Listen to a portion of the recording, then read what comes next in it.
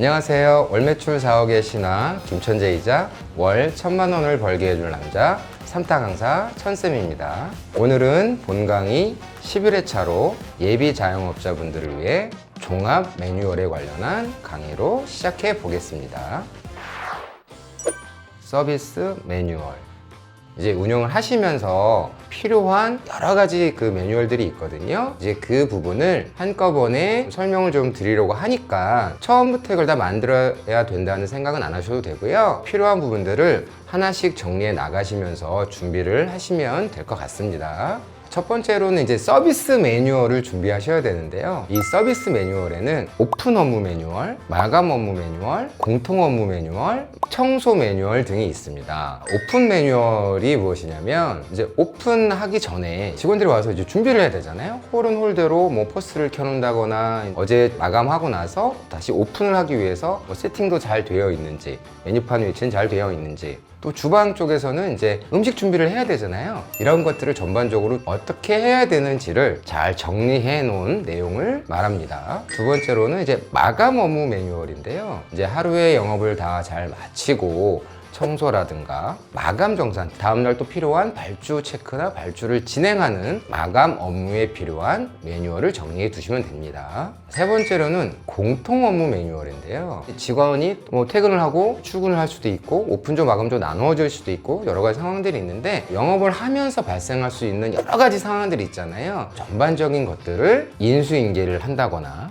고객 서비스 응대, 그리고 직원들의 실수라든가 좀 잘못된 것들이 있어서 고객 컴플레인 응대, 이런 것들에 대한 전반적인 내용을 어떻게 하겠다, 어떻게 하면 좋다, 이렇게 정리해 두시면 될 것 같습니다.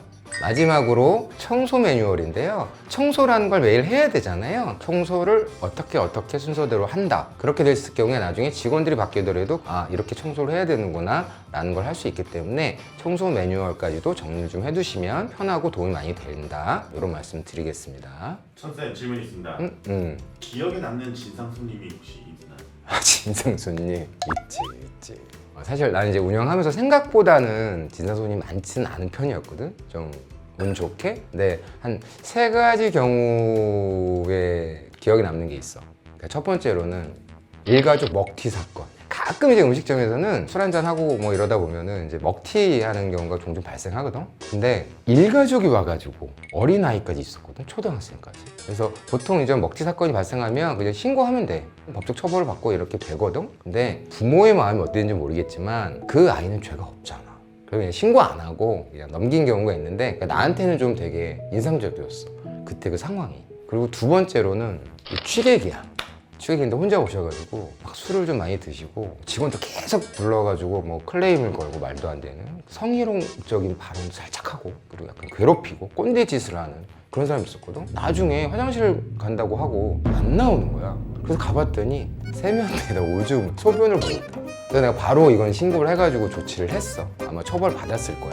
이게 또 기억에 남고, 마지막으로는 이거 역대급 사건이었거든. 우리 직원 한 명한테 어떤 억하심정이 있었나 봐. 근데 직접적 지인이거나 본인한테 피해가 간 게 아니었어. 근데 어디 커뮤니티 같은 데 올라온 걸 보고서 자기가 이상한 의협심에 붙어가지고 우리 이 직원을 살해하게 했다고 찾아온 거야. 처음에 그냥 손님 척해서 와서 계속 나를 부르고 뭘 하고 직원들을 불러서 가방에서 사시미 칼을 보여주는 거야. 그러면서 그 주방 직원을 가만 안 놔두겠다, 자기 뭐 건달이다, 어쩌고저쩌고 막 얘기를 하더라고. 그래서 내가 바로 신고해가지고 경찰들이 오고 사시미 칼 얘기를 했어. 그래서 크게 처벌 받은 걸로 알고 있어. 그러니까 나는 좀 이렇게 좀 기억이 남고, 그 외에는 사실은 뭐 뭔가 애교 수준? 위생 매뉴얼, 위생법 관련된 매뉴얼, 그 다음에 직원위생, 식품위생, 기물위생으로 좀 나눌 수 있는데요. 위생법 매뉴얼에 관련된 건 뭐냐면 식품위생법이라는 게 있잖아요. 거기에서 실질적으로 좀 중요하고 매장에 반드시 필요한 그 내용 정리를 해놓은 게 있어요. 위반이 될 경우에는 처음에 위생과에서 1차 뭐 주의를 주고 그다음 경고가 되고 또 개선이 안 되면 또 영업 정지까지 갈 수도 있거든요. 정리를 좀 잘 해놓으셔서 참조하셔야 될 것 같고요. 두 번째로는 이제 직원위생 매뉴얼인데요. 직원들의 뭐 복장이라든가 또 보건증 관리 그리고 이제 개인위생 이런 거 있잖아요. 아무래도 요식업 쪽이다 보니까 위생이 더 강조가 돼야 되고 당연히 어떻게 신경을 써야 된다 이런 것들을 정리해 주시면 될 것 같습니다. 세 번째로 이제 식품위생인데요. 말 그대로 식재료 보관하는 방법이 따로 있어요. 그러니까 날짜 표기를 반드시 해야 된다라거나 그다음에 유통기한 이런 것들 관리하는 방법 그리고 선입 선출을 어떻게 해야 된다라든가 식재료에 관련된 매뉴얼 정리를 하신 다음에 운영을 하실 수 있도록 하셔야 되고요. 마지막으로 기물위생인데요. 매장에 각종 이제 시설류라든가 설비류 이런 것들이 많이 있잖아요. 화구 같은 경우에도 어느 정도 쓰고 청소를 좀 해줘야 되는데 청소하는 방법들이 좀 따로 있거든요. 튀김기도 세척을 잘 해야 되고 전반적인 주방 환경, 설비, 시설 이런 것들에 대한 위생에 관련된 메뉴라고 보시면 됩니다. 네, 선생님. 네, 질문이 또 있습니다. 그 유통기한 지난 식재료는 어떻게 처리하시나요? 유통기한 지난 식재료? 네. 버리지 뭘 어떡해. 매장에 있으면 안 돼. 음식물 쓰레기통이 아닌 다른 곳에 그 있으면 그 자체가 위험이야. 뭐 편의점 같은 경우에는 뭐 가끔 이렇게 딱 지나자마자 이렇게 먹기도 하잖아. 일단 매장에 있으면 안 되거든. 바로 음식물 수거함에 버려야 돼. 재고관리 매뉴얼. 재고관리 매뉴얼이라 함은 이제 보통 우리가 식재재라든가 기물, 발주 및 검수하는 관리에 관련된 매뉴얼이라고 보시면 됩니다. 그래서 첫 번째로 식자재 관리 매뉴얼은 검수, 보관, 그리고 이제 재고 관리, 원산지 표시 등 이런 것들에 대한 전체적으로 매뉴얼화 시켜서 정리를 하셔야 되는 거고요. 두 번째로는 이제 기물 관리 매뉴얼인데요. 이건 말 그대로 매장에 필요한 기물이라든가 집기류 같은 것들이 있는데요. 리스트업 해 놓으시면 돼요. 혹시라도 어떤 뭐 주방지기가 필요할 경우에는 또 이걸 보셔서 이 모델명 다 나와 있기 때문에 발주를 하기가 편하고 관리하는 데도 상당히 도움이 되기 때문에 기물 리스트를 정리해 놓으시면 된다라는 거 말씀 좀 드리고요. 마지막으로 이제 발주 및 검수 관리 매뉴얼인데요. 이제 발주 리스트, 식자재 리스트겠죠. 이거는 사용하는 모든 식자재의 명칭하고 그다음 브랜드, 그다음에 중량 이런 것들을 리스트업 해놓으시면은 발주할 때 편하기도 하고 어떤 걸 쓰는지에 대해서 찾아보기도 쉽고 실질적으로 이제 발주 또 진행하는 방법들에 대한 어떤 내용을 매뉴얼화 시키면 되시는 겁니다. 레시피 매뉴얼. 레시피 매뉴얼은 말 그대로 메뉴별 레시피 정리를 해 놓으셔야 된다는 겁니다. 여기서 가장 중요한 건 다른 친구들이 만들다 하더라도 동일한 맛과 퀄리티가 나와야 된다는 게 가장 중요해요. 그래서 만드는 순서, 과정, 중량 이런 것들을 정확하고 꼼꼼하게 잘 정리를 해 놓으셔야 돼요. 이거 정말 가장 중요하기 때문에 처음에 오픈하시고 나서는 가장 먼저 하셔야 될 것 중에 하나는 바로 이 레시피 매뉴얼 정리입니다. 배달, 포장 매뉴얼.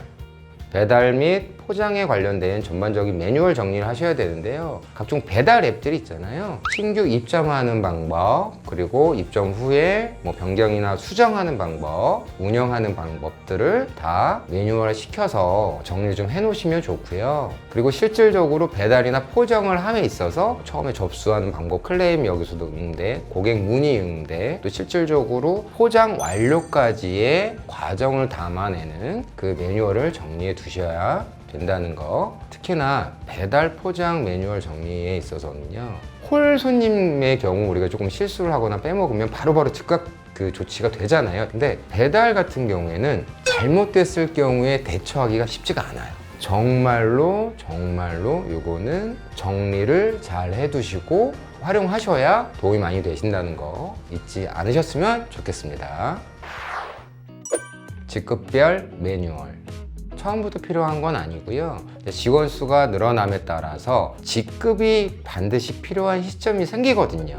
이 매뉴얼이 가장 필요한 것 중에 하나는 뭐냐면요, 가게도 회사다 라는 인식을 자연스럽게 심어줄 수가 있습니다.